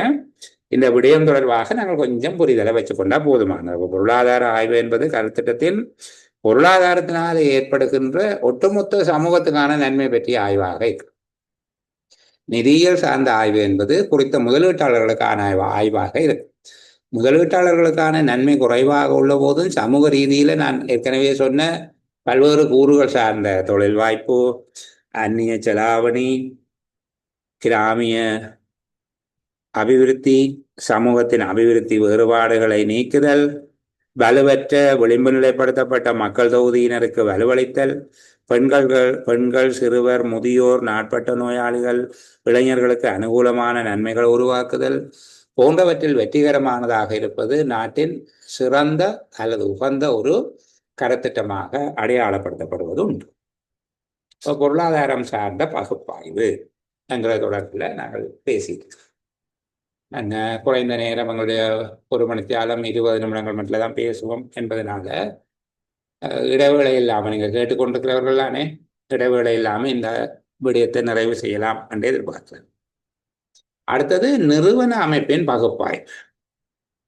நிறுவன அமைப்பின் பகுப்பாய்வு என்பது கருத்திட்டம் பயனுறுதி உள்ளதாக நிறைவேற்றப்படுவதற்கு உகந்த கருத்திட்டத்தை நடைமுறைப்படுத்துகின்ற நிறுவன அமைப்பு ஒன்று காணப்படுகிறதா, ஆற்றல் வாய்ந்ததாக அமைந்திருக்கிறதா என்பதை ஆய்வு செய்வதாக இருக்கும். கருத்திட்டத்தின் அமலாக்கத்துக்கு உகந்த பிரத்யேகமான, அதாவது ஒரு அதுக்கென்று சொல்லி இருக்கக்கூடிய விசேடமாக வடிவமைக்கப்பட்ட கருத்திட்டங்கள் அமலாக்கத்துக்கு உகந்த பிரத்யேகமான ஒரு ப்ராஜெக்ட் மேனேஜ்மெண்ட் யூனிட், கருத்திட்ட முகாமைத்துவ அலகு, கருத்திட்ட முகாமைத்துவ அலகு, அது தொடர்பிலான திட்ட முகாமையாளர், கருத்திட்டங்களுக்கான முகாமையாளர் அல்ல கருத்திட்ட பணிப்பாளர், மற்றும் கருத்திட்டத்தின் நிறுவன ரீதியான முகாமைத்துவ ஒழுங்குகள், அதன் உறுதியான தன்மை, பணியாளர்களிடம் காணப்படக்கூடிய அனுபவம், ஆற்றல், அவர்கள் கொண்டிருக்கக்கூடிய திறன்கள், கடமைகள், பொறுப்புகளை ஏற்று செயல்படுகின்ற தன்மை, பணியாளர்கள், தொழிலாளர்கள் வேலைக்கு இலகுவாக கிடைக்கக்கூடிய தன்மை, கருத்திட்டத்தின் நடவடிக்கைகளுக்கு சட்டத்தினால வழங்கப்படக்கூடிய அனுமதி அல்லது சட்டம் சார்ந்த அனுமதி, அரசாங்கம் சார்ந்த அனுமதி இலகுவாக பெறப்படக்கூடிய பொருத்தமான தன்மையை கொண்டதாக காணப்படுகிறதா,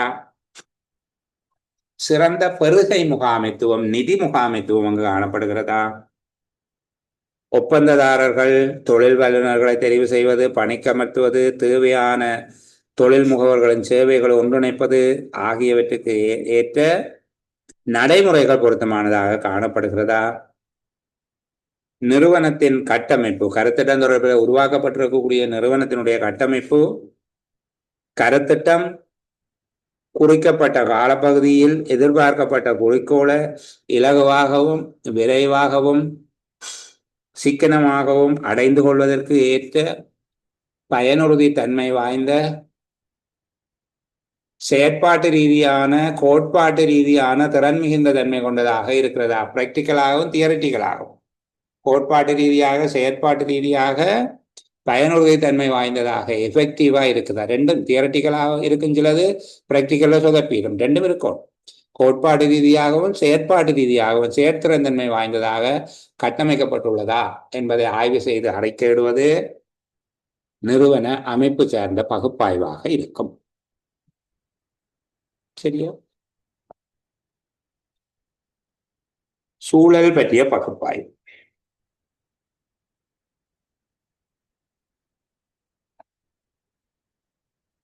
சூழல் பற்றிய பகுப்பாய்வை சுருக்கமாக பார்ப்போம். நான் ஏற்கனவே சொன்னது போல நீங்கள் கீறி விளையாடி கொண்டிருக்க கூடாது, எனக்கு அழைத்து விளையாடி கொண்டிருக்க நேரம் இல்லை, பிளீஸா.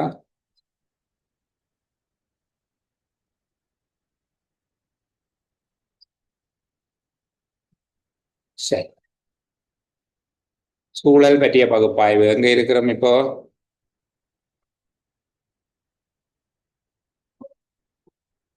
இந்த பகுதியை பற்றி கதைச்சு கொண்டிருக்கிறோம், சூழல் பற்றிய பகுப்பாய்வு. சரியா? அதுக்கு முன்னுக்கு இருக்கக்கூடிய விடயங்கள் பார்த்துட்டோம். ஒருக்கா தயவு செய்து எங்களுக்கு ஒன் ஷாட்ல அப்படியே எல்லாம் ஞாபகத்தில் நிற்கும் என்று சொல்லி எதிர்பார்க்க இல்லாத, நானும் அப்படி எதிர்பார்க்க இல்லை. ஆனால் நீங்கள் ஒவ்வொரு தடவையும் இந்த விடயங்களை திரும்ப பார்த்து கொள்ளுகிறது தான் சிறந்தது. அவ்வாறு பார்த்து கொள்வதன் மூலமாக உங்களுடைய நிரந்தரமான ஞாபக அடுக்குகளில் பெர்மனன்ட் மெமரிக்கு இதை கொண்டு போகலாம். அதுபோல் இந்த சேலமர்வுள்ள சமூகம் அளிக்காதவர்கள் யாராவது இருப்பார்களாக இருந்தால் அவர்களை பிடிச்சு வச்சு உங்களுடைய அலுவலகத்தில் நீங்கள் கற்பிக்கலாம். அப்படி சொல்லிக் கொடுப்பதன் மூலமாக அவர் பாஸ் பண்ணுறாரோ இல்லையோ நீங்கள் பாஸ் பண்ணிடுவீங்க. சரியா? அந்த விதமாக பார்த்துக்கொள்ளுங்க. நாங்கள் இப்போது சூழல் பற்றிய பகுப்பாய்வு தொடர்பில் பார்ப்போம். தொடர்ச்சியாக ஓய்வு இல்லாமல் கதைச்சு கொண்டிருந்தால் சலிப்பு வரலாம் என்ற அடிப்படையில் தான் கொஞ்சம் பேசினேன். சரிப்பா, கருத்திட்டம் தொடர்பில் மேற்கொள்ளப்படக்கூடிய நடவடிக்கைகள், அவற்றுக்கான கட்டுமான அமைப்புகள் மற்றும் அவற்றிலிருந்து வெளியேறுகின்ற கழிவுகள், பெறப்படுகின்ற உள்ளீடுகள். பெறப்படுகிற உள்ளீடுகள் என்றால் உங்களுக்கு தெரியும்,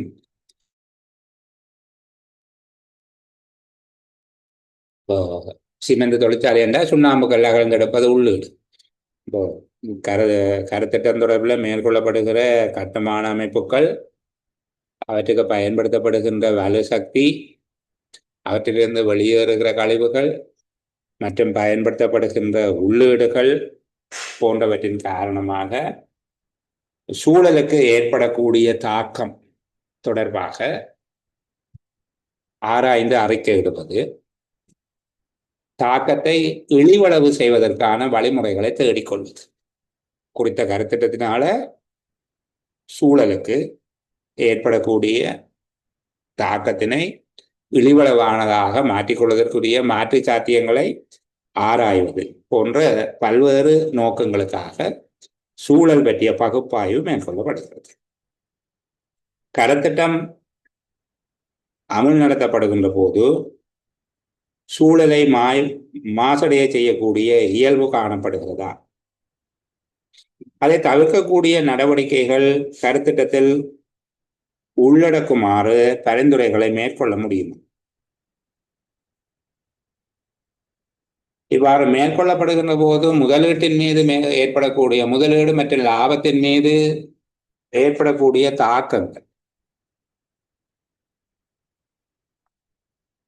கருத்திட்டம் நீண்ட கால தொழிற்பாட்டின் காரணமாக சமூகம் எதிர்நோக்கக்கூடிய சுற்றாடல் சார்ந்த இழப்புகள் எவையேனும் உள்ளனவா, அந்த இழப்புகளை தணிப்பதற்கான அல்லது இழிவளவாக்குவதற்காக, மினிமைஸ் பண்றது சொல்லுவோம், இழிவளவாக்குவதற்கான சுத்திகரிப்பு போன்ற பல்வேறு விதமான வழிமுறைகள் ஆராயப்படுதல், சூழல் தொடர்பில் ஏற்படக்கூடிய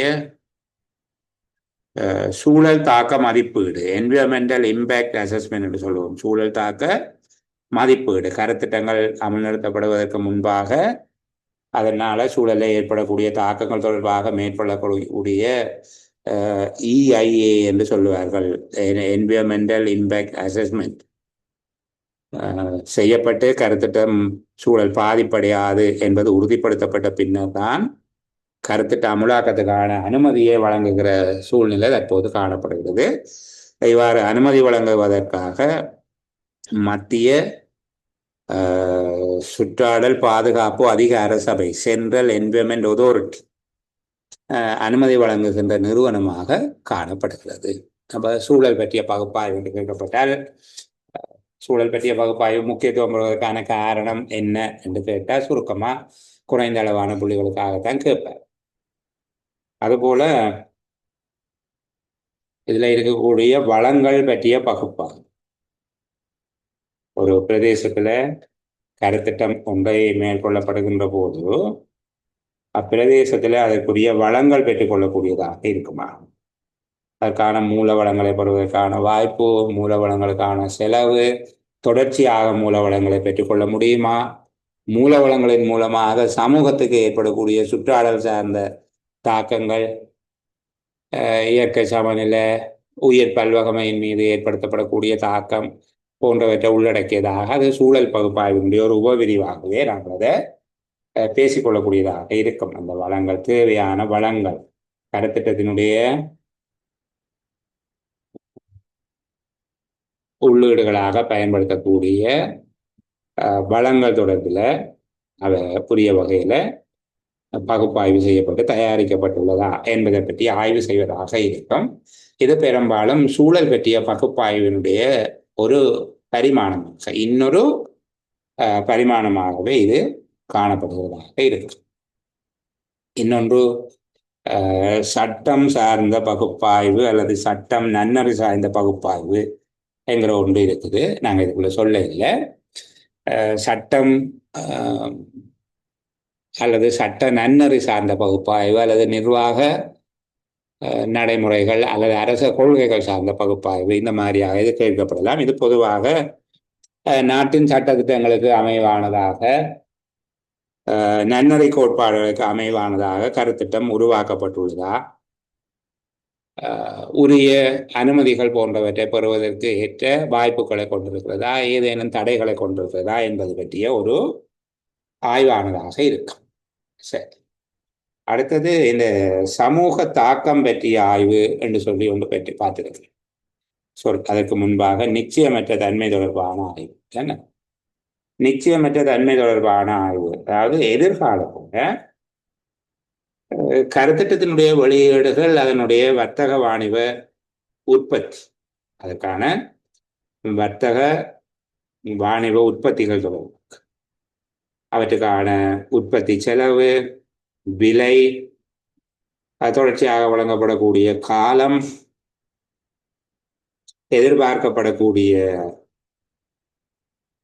எதிர்பாராத பாதிப்புகள் அல்லது இடர்கள், அவற்றை குறைப்பதற்கான வழிவகைகள் போன்ற பல்வேறுபட்ட விடயங்களை ஆராய்வதாக நிச்சயமற்ற தன்மைகள் பற்றிய பகுப்பாய்வு என்பது இருக்கும். இந்த நிச்சயமற்ற தன்மை பற்றிய பகுப்பாய்வை நாங்கள் 3 பெரிய விடயங்களாக எடுத்துக்கொள்ள இருக்கும். சாதாரணமாக நிச்சயமற்ற தன்மை பற்றிய பகுப்பாய்வு என்பதை நாங்கள் 3 தலைப்புகளின் கீழே சொல்ல இயலும்.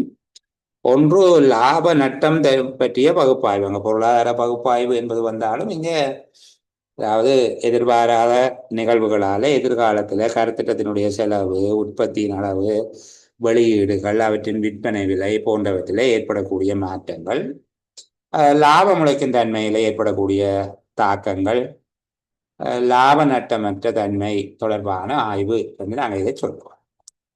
அடுத்தது இரண்டாவது சென்சிட்டிவிட்டி அனலைசிஸ். இது அதற்கான உணர்திறன் தன்மை அல்லது கூர்திறன் என்று சொல்வார்கள். உணர்திறன் என்றே நாங்கள் பயன்படுத்துவோம். இது உணர்திறன் தன்மை என்று சொல்லுகிறது. இங்கு செலவு நலன்கள் தொடர்பான ஆய்வு என்பதை தாண்டி இந்த கருத்திட்டங்கள், நடைமுறைப்படுத்தப்படுகின்ற கொள்கைகள் அல்லது நிகழ்ச்சி திட்டத்தினுடைய விளைவுகள் எதிர்வு கூறுவதற்கு கடினமான விளைவுகளை கொண்டவையாக, அதாவது ஒரு சென்சிட்டிவ் இஷ்யூ, அதாவது மக்களினுடைய சிறிய விதமான உணர்ச்சிகள், கொந்தளிப்புகள் அல்லது அவர்களிடம் ஏற்படக்கூடிய விருப்பங்கள் போன்ற விடயத்தினூடாக எதிர்காலத்தில் நிச்சயமற்ற தன்மைகள் தோன்ற முடியுமா என்பது பற்றி. அதுபோல ரிஸ்க் அனலைசிஸ் என்று சொல்லுகிறது மனிதர்களால், இயற்கையினால, இந்த முதலீட்டுக்கு, வியாபாரத்துக்கு, அவற்றுக்குரிய சந்தைப்படுத்தலுக்கு, சந்தை பரப்புக்கு, சந்தை பங்குக்கு ஏற்படக்கூடிய தாக்கங்கள் தொடர்பான ஆய்வு என்பதாக இருக்கு. சமூக தாக்கம், இதை நாங்கள் சுருக்கமாக சொல்லிட்டு போகலாம். சமூக தாக்கம் என்கிறது சில வேளைகளில் அந்த பிரதேசத்தில் வாழுகிற மக்களுக்கு ஒரு கருத்திட்டம் ஒன்று மேற்கொள்ளப்படுகிற போது மக்களினுடைய தொழில் இழப்பு, அவர்களுடைய வாழ்வாதார இழப்பு, வதிவிடங்களினுடைய இழப்பு போன்ற விடயங்களை, காணிகளை இழக்கிறது, இவற்றுக்கான நட்ட ஈடுகள் போன்றவற்றை வழங்குதல் போன்ற விடயங்களை ஆராய்வதாக இருக்கும். கருத்திட்டத்தை அமல் செய்யப்படுகிற போது அந்த பிரதேசத்தில் ஏற்படுகிற மக்களுக்கான நன்மைகளும் ஆராயப்படும். அந்த மக்களுக்கு ஏற்படக்கூடிய நன்மைகள், பாதிப்புகள் தொடர்பாக ஆராய்வது சமுதாய பாதிப்பு பற்றிய பகுப்பாய்வாக இருக்கும். இந்த சமுதாயத்தில் இருக்கக்கூடிய மக்கள் உடைய காணிகள் சுவீகரிக்கப்படுதல், சுற்றாடல் அசுத்தமடைதல், தொழில் இழப்பு போன்ற விடயங்களை, சமுதாயத்தில் ஏற்படக்கூடிய தாக்கம். இதில் பண்பாட்டு தாக்கத்தை நாங்கள் சேர்த்து சொல்லலாம், தனியாக சொல்லி இருக்கிறோம். அவர்களுடைய பண்பாட்டில் ஏற்படக்கூடிய மாற்றம், குறிப்பாக மலையகத்தில் பெருந்தோட்ட அபிவிருத்தி கருத்திட்டங்கள் மேற்கொள்ளப்பட்ட காலத்தில் அவர்கள் மிக அச்சமடைந்தார்களாம். கீழ் நாட்டு சிங்களவர்கள் அல்ல கரையோர சிங்களவர்களால அங்கே அந்த காலத்து போதை வஸ்துக்கள், அவர்களுடைய காய்ச்சஞ்சாராயம் போன்றவை அந்த பிரதேசத்தில் பெறவும், தங்களுடைய ஒழுக்கம் பாதிக்கப்படும், மலையக சிங்கள மக்களினுடைய பண்பாடு கலாச்சாரம் கரையோர சிங்களவர்களால தாக்கமடையும் என்கிற விதமான அச்சம் அவர்களிடம் ஏற்பட்டது என்று சொல்லுவார்கள். அப்போ அதுபோல இந்த கருத்திட்டங்கள் சில வேளையில் பண்பாட்டு தாக்கங்களை உண்டாக்கும். உதாரணத்துக்கு உமா கருத்திட்டத்தின் போது பல விகாரைகள் நீரில் மூழ்கினது. ஒரு அபிவிருத்தி திட்டம் ஒன்று மேற்கொள்ளப்படுகிற போது மிகப்பெரிய இழப்பு அங்கே ஏற்பட்டது. உமாவயா கருத்திட்டத்தின் போது, மகாவலி அங்கே திசை திருப்பிய போது, மகாவலி அபிவிருத்தி திட்டத்தின் போது, கல்லோயா அபிவிருத்தி திட்டத்தின் போது பல்வேறு விதமான சமூக தாக்கங்கள், அது பண்பாடு சார்ந்த தாக்கங்களையும் உண்டாக்கியது. குறிப்பாக அந்த பிரதேசத்தில் இருந்த வழிபாடு தலங்கள், பௌத்த விகாரைகள் பெருமளவுக்கு கைவிடப்பட்டு நீரில் மூழ்குவதாக இருந்தது. இந்த மாதிரியான பல்வேறு சமூக தாக்கங்கள் இருந்திருக்கு. நாங்கள் இதை வேறு விதமாக பேசுவதுண்டு. அந்த கருத்திட்டங்களை அல்லது இலங்கையினுடைய அபிவிருத்தி திட்டங்களை நாங்கள் முதல் கேள்விப்பட்டது தானே சரி, அந்த மாதிரியாக சில விடயங்களை சொல்வதுண்டு. உதாரணமாக கல்லோயா அபிவிருத்தி திட்டம் கிழக்கு மாகாணத்தில் மேற்கொள்ளப்பட்ட பின்னர் அது ஒரு இன விகிதாசாரத்தை மாற்றி அமைப்பதற்கான ஒரு நுட்பமாக கையாளப்பட்டது என்று சொல்லி ஒரு குற்றச்சாட்டு சொல்லப்படுவது உண்டு. இந்த கருத்திட்டம் தொடர்பான ஒரு சமூக தாக்கம் பற்றிய கருத்து, அந்த கருத்து எவ்வளவு தூரம் உண்மை என்று சொல்லி எனக்கு தெரியாது. ஆனால் சொல்லப்பட்டிருந்தது கல்லோயா அபிவிருத்தி திட்டம் என்பது சிங்கள குடியேற்றங்களை ஏற்படுத்துவதற்கான ஒரு வழிமுறையாக கையாளப்பட்டது என்று சொல்லியிருந்தார். உண்மையில் அதனுடைய வரலாறு நான் கொஞ்சம் தேடி படிக்கிற இயல்பு இருக்கு. அதை அதனுடைய வரலாற்றை எடுத்து பார்க்கணும். இலங்கையினுடைய முதலாவது பலநோக்கு அபிவிருத்தி கருத்திட்டம் அது. அந்த பிரதேசத்தில் இருக்கிற மக்கள் வெளியேற்றப்பட்டு கல்லோயா அபிவிருத்தி திட்டம் நிறைவு பெற்ற பின்னர் அந்த மாகாணத்தை சேர்ந்த மக்களிடமிருந்து தான் விண்ணப்பங்கள் கோரப்பட்டது. கிழக்கு மாகாணத்தை சேர்ந்த அங்கிருந்து வெளியேறிய மக்களிடமிருந்து விண்ணப்பங்கள் கோரப்பட்டது. எதிர்பார்த்த அளவுக்கு விண்ணப்பங்கள் கிடைக்காமல் 6 மாதங்கள் மீள விண்ணப்பங்கள் கோரப்பட்ட பின்னர் தான் ஏனைய மாகாணங்களில் இருந்து விண்ணப்பங்கள் கோரப்பட்டு அங்கு மக்கள் குடியமர்த்தப்பட்டார்கள். ஆகவே எங்களுக்கு வேணுமென்று கேட்டாக்களை அடித்து விரட்டி போட்டு அந்த பிரதேசத்தில் ஏனைய பிரதேசத்தை சேர்ந்த மக்களை கொண்டு வந்து இன விகிதாசாரத்தை மாற்றி அமைக்கும் வகையில் குடியேற்றினார்களா என்கிற கேள்விக்கு ஆதாரங்களை தேடிய வகையில் எனக்கு கிடைக்க இல்லை. இது எக்ஸாமுக்கு வராதுங்கிறதால இதை விட விரிவாக நான் பேச இல்லை. ஆனால் கருத்திட்டங்களினுடைய சமூக தாக்கம் தொடர்பான, பண்பாட்டு தாக்கம் தொடர்பான பல்வேறு விடயங்கள் செல்வாக்கு செலுத்தும் ஆராயப்படும். உண்மையிலே அங்கே இழப்புகள் வரும், சரிதானே. சில பண்பாட்டினுடைய கட்டுக்கோப்பு சிதைந்து போகும், வெளியாட்கள் வருவதன் மூலமாக சில மாற்றங்கள் நிகழும். நீங்கள் உலர் வலய குடியேற்ற திட்டங்கள் நிகழ்ந்த போது யாழ்ப்பாணத்தை சேர்ந்த அல்லது வடக்கு மாகாணத்தை சேர்ந்த பலர் நில அளவை திணைக்களத்தினுடைய தொழிலாளர்களாக வேலையாற்றி அங்கே இருந்த சிங்கள மக்களோடு கலந்துறவாடி திருமண உறவுகளை மேற்கொண்டிருந்ததும் இருக்குது. இப்படியான சில நாவல்கள், இந்த துறை சார்ந்த அறிஞர்களால் எழுதப்பட்ட நாவல்களும் இருக்கு. செங்கை அலியஞ்சர், கதிராமத்தம், இப்படியான அகழ்ந்த புத்தகங்கள் சிலது இருக்கு. சரி, நாங்கள் அது போவோம். இந்த பண்பாட்டு ரீதியான தாக்கம் கருத்திட்டங்கள்னால நிச்சயமாக ஏற்படும். அதை பற்றி ஆய்வு செய்கிறது அந்த பிரதேசத்தினுடைய மக்களுடைய பாரம்பரியம், பண்பாட்டு ஒழுங்கியங்கள், சமூக ஒழுங்கமைப்பு, அவங்களுடைய நம்பிக்கைகள், வழிபாடு போன்றவற்றுக்கு கருத்திட்டத்தினால எவ்வாறான தாக்கங்கள் ஏற்படும் அல்லது மேம்பாட்டுக்கு இது வழிவகுக்கும். தனியாக பாதிப்பு மட்டும் பார்க்கறதில்ல. பாதிப்புன்றது எஃபெக்ட், அது ப்ளஸ்ஸாகவும் இருக்கலாம், மைனஸாகவும் இருக்கலாம், சரிதானே. இந்த விதமான விடயங்களை ஆராய்வு செய்வதாக சாத்திய கூற்று ஆய்வு இருக்கும். இப்போ சாத்திய கூற்று ஆய்வினுடைய சிறிய கூறுகளை கேட்டாலும் ஓரளவு உங்களால் அந்த விடயத்துக்கு தெளிவாக பதிலளிக்கக்கூடியதாக இருக்கும் என்று நான் நம்புகிறேன். அடுத்ததாக நாங்கள் திட்டமிட்டிருக்கக்கூடிய தலைப்புங்கிறது ஒரு தனியாக பேச வேண்டியது, ஒவ்வொன்றும் தொடர்புலையும் தனித்தனியாக நாங்கள் எடுத்து பேச வேண்டியது, சரிதானே. இந்த விடயத்தை மேலோட்டமாக ஒரு கருத்திட்டத்தினுடைய விரிவான வடிவமைப்பில் உள்ளடங்கக்கூடிய கூறுகளவை என்று கேட்டால் இதை ஆங்கிலத்திலேயே தந்திருக்கிறேன். இந்த அளவுக்கு நான் நம்புகிறேன். எனக்கு தெரிஞ்ச அளவுக்கு உங்களுக்கு ஆங்கிலம் தெரிஞ்சிருக்கும். இங்கே ஒரு கருத்திட்டத்தினுடைய பிரதானமான கூறுகளவை என்று சொல்லி கேட்கப்படுமாக இருந்தால் கருத்திட்ட முன்மொழிவினுடைய பிரதானமான கூறு, கருத்திட்டத்தினுடைய தலைப்பு, அதனுடைய துறைகள் மற்றும் உபதுறைகள், கருத்திட்டத்தினுடைய நோக்கங்களும் அதற்கான நியாயப்படுத்தல்கள், ரேஷனல் லோ ஜஸ்டிஃபிகேஷன் என்பதை சொல்லலாம். கருத்திட்டத்துக்கான நோக்கங்கள் மற்றும் அதற்கான நியாயப்பாடுகள், கருத்திட்டத்தின் வெளியீடுகள், கருத்திட்டத்தின் நன்மைகளுக்காக இலக்கிடப்பட்ட குழுக்கள் அல்லது பயனாளிகள், கருத்திட்ட பரப்பெல்லை, அமைவிடம் மற்றும் பரப்பெல்லை, அதனுடைய காலப்பகுதியும் நிதி மதிப்பு, கருத்திட்டத்தினுடைய காலம் மற்றும் நிதி மதிப்பீடு, நிதி மூலம் அல்லது நிதியீட்டாளர்கள் யார், நடைமுறைப்படுத்துவதற்கான இம்ப்ளிமெண்டிங் ஏஜென்சிஸ், நடைமுறைப்படுத்துவதற்கான முகவர்கள் யார், அதாவது வேலை அட்டவணையும் அதை நடைமுறைப்படுத்துகிற ஷெடியூலும். நான் ஏற்கனவே இது காணினுடைய சாட் போன்றவை இதுக்குள்ள இருக்குது, உங்களோட பேசி இருக்கிறேன். எப்போது எதை எதை செய்ய வேண்டும், அதை யார் செய்ய வேண்டும் என்பது தொடர்பான விரிவான விடயம் அதுக்குள்ள இருக்கு. கண்காணித்தல் மதிப்பிடல் தொடர்பான ஏற்பாடுகள், கருத்திட்டத்தில் இருந்து எதிர்பார்க்கப்படுகின்ற பெறுபேறுகள் மற்றும் எதிர்பார்க்கப்படுகின்ற நன்மை பெறுங்கள்,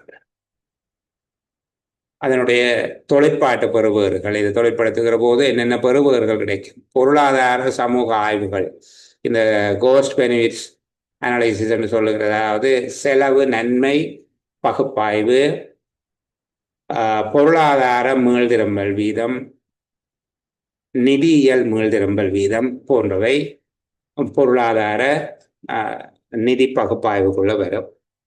அடுத்தது சமூக சுற்றாடல் தொடர்பான விளைவுகள், நன்மைகள் அல்லது பாதிப்புகள், கருத்திட்டத்தை நடைமுறைப்படுத்துவதில் எதிர்பார்க்கப்படுகின்ற இடர்கள், இதனுடைய வாழ்தகவு அல்லது நிறைவேறான தன்மை, எல்எஃப்ஏ என்று சொல்வது கருத்திட்டத்தினுடைய தர்க்கநெறி கட்டமைப்பு. தர்க்கநெறி கட்டமைப்பு தொடர்பாக விளக்கமாக பேச வேணும். தர்க்கநெறி கட்டமைப்பு என்று சொல்லுகிறது எதிர்பார்க்கப்படுகிற இலக்குகள், அதை அடைவதற்கான நடவடிக்கைகள், அது அடையப்பட்டது தொடர்பாக காட்டப்படுகிற குறிகாட்டிகள், என்னென்ன இண்டெக்ஸை வச்சுக்கொண்டு நீங்கள் இதை அளக்கலாம், இது தொடர்பான குறிகாட்டிகள் ஆகிய விடயங்களை பிரதானமான உள்ளீடுகளாக இவை கொண்டிருக்கும். ஒரு கருத்திட்ட முன்மொழிவு ஒன்றில் காணப்படக்கூடிய அதன் கூறுகள் இவை என்பது தொடர்பாக இதில் நாங்கள் இந்த விடயங்கள் தொடர்பில் விரிவாக பேச வேண்டியதாக இருக்கு. குறிப்பாக தேவைகளை நாங்கள் காணுவது மற்றும் கருத்திட்டத்தினுடைய நோக்கங்களை அடையாளம் காணுவது, கருத்திட்ட நோக்கங்களினுடைய இயல்புகள் எவ்வாறு இருக்க வேண்டும், பொருளாதார நிதி பகுப்பாய்வுகள் தொடர்பான சில கணக்குகள் செய்கிறதுக்கு படிச்சிருக்கிறது நல்லது. சரி, இந்த மாதிரியான சில விடயங்கள் இதுக்குள்ள பகுப்பாய்வு செய்ய வேண்டி இருக்குது. இந்த அளவில் நான் ஒலிப்பதிவு மற்றும் ஒளிப்பதிவை நிறைவு செய்து கொண்டு, நீங்கள் ஏதாவது பேச வேண்டியிருந்தால் உங்களோட சில நிமிடங்கள் காத்திருக்கிறேன். அவசரமாக ஓடி போகக்கூடிய சகோதரர்கள் சகோதரிகளுக்கு, நண்பர்கள் நண்பர்களுக்கு பாய் பாய், குட் நைட். மற்றவர்கள் சிறிது நேரம் காத்திருங்க, ஒளிப்பதிவை நிறுத்திட்டு உங்களோட சில விஷயங்களை பேசுகிறேன்.